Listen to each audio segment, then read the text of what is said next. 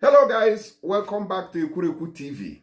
If you have not subscribed to this channel on YouTube, please do that very quickly. And if you have not followed me on TikTok, please do that very quickly. And if our video ends before 10 minutes on TikTok or approximately 10 minutes and is left, you can watch the full video on YouTube. Okay, so thank you very much for the follow and also like the video. God bless. Now, this video that I'm about to play for you is coming from one doctor who based in Canada. His name is Dr. Zo. Okay? Now, he's sending a very strong message to those of you, some of you, especially there are two categories of people that this message is going to. Those Nigerian immigrants in the United Kingdom, and those of you in Canada. These two groups of people are Nigerians who usually come online to rant rubbish. They are the most popular ranters on social media. And they don't come to bring news and information. They come to tell you how, oh, look at how I'm walking on ice. Look at how snow is falling. Look at how cold it is. We can't walk, we can't bath, we can't brush, we can't shit, we can't do this and do that. These two countries, the Nigerians, they are the ones who always come out to discourage us and tell us that, oh, don't come to Canada, it's too cold, and you are there. Or, oh, Canada is too boring, I can't stay in this country. Don't even come, don't even think about it. This man has a message for you, and that is what I've come to deliver to you guys. So let us listen to him together so that you will get sense, because some of those guys there are not sensible enough. Now watch. Hi guys, Dr. Zoe again. Good morning. This is Monday morning. I'm about to go to work now in a couple of minutes, but I want to just give one quick video. Based on a video I watched last night, a girl coming out to the internet to say, oh, this abroad is not what she expected, it's difficult, it's that. And I've seen a couple of videos about that lately, and I keep asking myself, is it that we parents don't talk to our kids, or your parents don't talk to you about life? Life is not easy. I guarantee you, there is no successful man or woman today that did not pay their dues. Everybody paid their dues. All those people you see, I don't know whether they say it, but I know, and I'll tell you, all of them, Don Jazzy, you know when you hustled in London, in the days, an OG like me can say that. Tiwa Savage, the same thing, Sainsbury, London. Kiss Daniel, remember when he came to this Calgary about 7-8 years ago? We know reached 20, we did that club in Northeast. It was basically, you know, he just came to perform on stage. Nobody knew you then. You paid your dues. Everybody paid their dues. So people should get off the internet and stop misbehaving, you know, crazy. 2001, I left Nigeria as the first son of my father, who was a chief at the time. He didn't want me to leave. He didn't give me a dime. A dime he didn't give me. And I was doing well. I was in Omaha, I was single, I was in the late 20s. I had a bungalow, generator, and a V-boot at the time. I sold everything. I got a visa to go to Ireland to do an exam. It was a 6-month visa. I sold up everything. Met my father. My father said, you think abroad is easy? Go now. It was my mom that went to ACB that time and collected all her savings. It was around £200. Gave me, I got about £1,000 something from the one I sold everything. And I headed out. I took a bus to Lagos. I had my visa. And believe me, when I was on that bus, I said to myself, okay, this abroad I'm going to, I must succeed no matter what it takes. I was there. 9/11 came. 9/11 came, it was the first obstacle. We didn't need transit visa to go to, it was KLM to go to Amsterdam, but because of 9/11, there was a lot of confusion. They needed transit visa. It was already 2 days to my travel. What do? I take one nice guy that works with KLM, you know, collected my passport, endorsed it, blah, blah, blah, almost like, you know, saying I'm safe to go. Then that's how I travel. I rushed to Lagos, bend down, you know, buy jacket, buy hats. That was my first travel. It wasn't easy. I didn't even know what to expect. I only knew my classmates in Dublin then. Enter plane, reach, people, they look me, because I was, to be honest with you, the way I looked at that time, if I think I'm now, I look like a destitute. Okay. And no wonder people were looking at me funny on the plane. I got to Amsterdam. The wait time was 4 hours. I no sit up, I no chop, I no brush it, I no do anything because I didn't want any story. I wanted to be in Dublin. It was a time to check in again. I enter.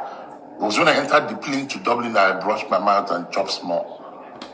You have to be resolute when you're coming abroad. Listen, forget what my Daddy Freeze is my friend. I love him and he knows that. But sometimes, some of the comments is a bit misleading. Oh, this abroad is not what we think it is. This Canada is not what. Anywhere abroad is better than Nigeria, the way Nigeria is now. It's just that you have to pay your dues. You have to put in the grind.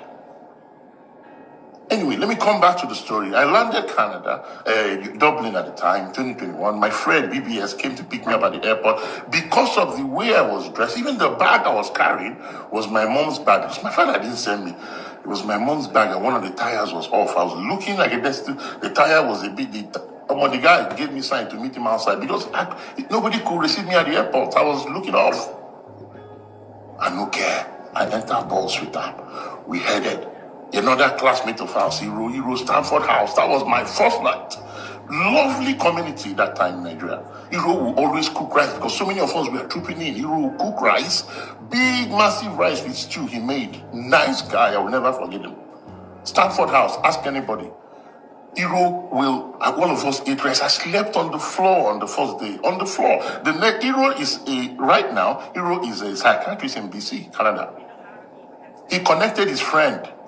Okay, now he's a maxillofacial surgeon in London or Liverpool somewhere. Okay, now came and picked me up the next morning. Because I still had about 1,200 or so or 300, I paid for small accommodation. In Lucan. In the room, in the house where them were staying, there was a room available. My friend Victor, who's a neurosurgeon today in upstate New York, Victor didn't have much money, but he moved in with me. We were bent on making it. Believe me. In the next morning, after moving into that Lucan, we wake up, we were walking because there was a lot of money in Ireland and they were building stuff. We were walking from one construction site to us and they would look at us and say, what are we here for? We're here to work. We can help you carry this cement and this block up there and you pay us anything you can. Our exam was in 3 months' time, but we needed money to survive. The money I came with was going down. Victor didn't come with much anyway. He was my best buddy, honestly. Anybody that went to University of Nigeria will know all those people I'm talking about. I'm trying to screen it a bit.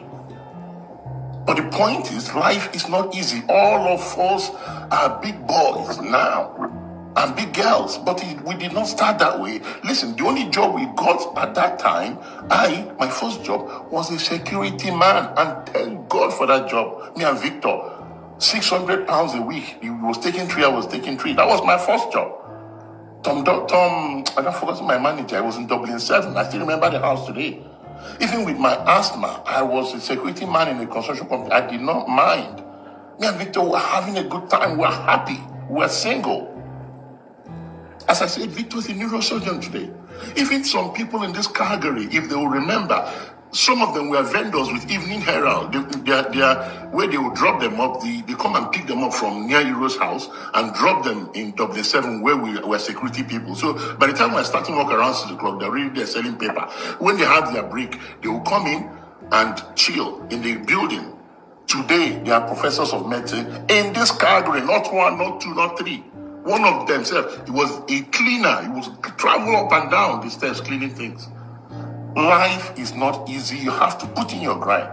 Get off your phone and start telling me that abroad is not good. Don't even say that again. This is the best place for you. God has done it for you. Go and put in the grind. It is what it is. After a while of getting a security job, I got another one in the daytime, Tracom. You wake up in the morning, tidy yourself up, chop small, then go. The Nigerians were trooping in. We got what we call Nigerian embassy at that time. One big house. They were like up to 50 there. We're paying little money. You will sleep in turns, depending on the shifts you're doing.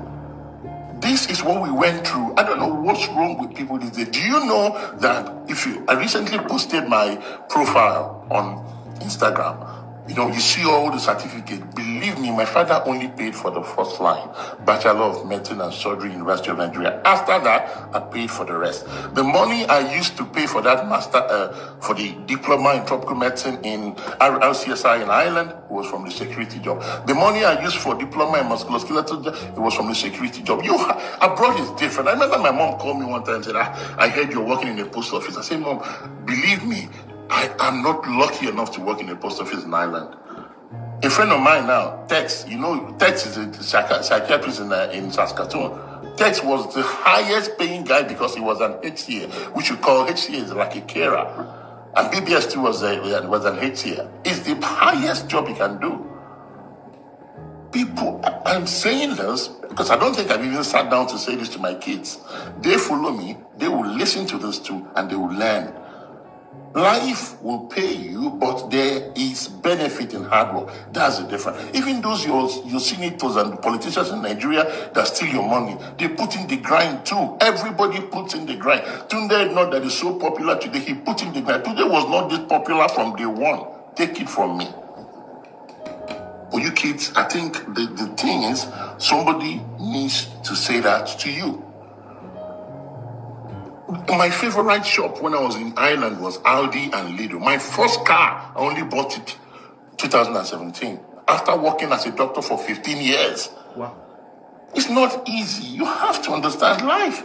Things have changed lately in Canada. Some of the Shell executives that were in Nigeria, big boys, they're doing Uber, but they're comfortable doing it. They're doing Uber Eats. I love that. If things change, you change with it. I always tell my kids, I will never forgive you if you don't work hard. It doesn't matter the result. Put in the grind, work hard, then success is guaranteed. Abroad here remains the best. Trust me. Don't mind all the things you see. And please, get off your camera and go to work. Stop complaining. We did not complain. Thank you. All right, guys. So I believe you guys heard him very well there. Put in your best. Put in hard work. Work hard. Those of you coming on camera every time to tell us how Canada is not working, how UK is so cold, how it is ice block, that we shouldn't come. We are coming. Who does that? Oh, don't come to UK. It's so cold here. It's stone cold. It's a undertaker here. And you are there. You won't even deport yourself or come back and swap your visa for another person to go. You come on social media and be discouraging people who wants to. So we think people have time to listen to that rubbish. So I believe you guys heard him. It is not by prayer that will make you succeed, especially abroad. You have to put in your best. You have to work hard. You have to work hard. I work hard. I work hard. At least to see certain level of result in this life. It's not easy. But some of you don't understand it. Some people just feel that once you reach abroad, they don't start. You heard him. After working for 15 years before he purchased his first car in 2017. You can imagine that. 15 years as a doctor. You know what level of employment that is in Canada. And people are coming to. If I hear anybody come on social media again to tell us how ice block or snow is falling in any of these two countries, you will see me in that country and we go fight. You go know how far. Let me try another thing.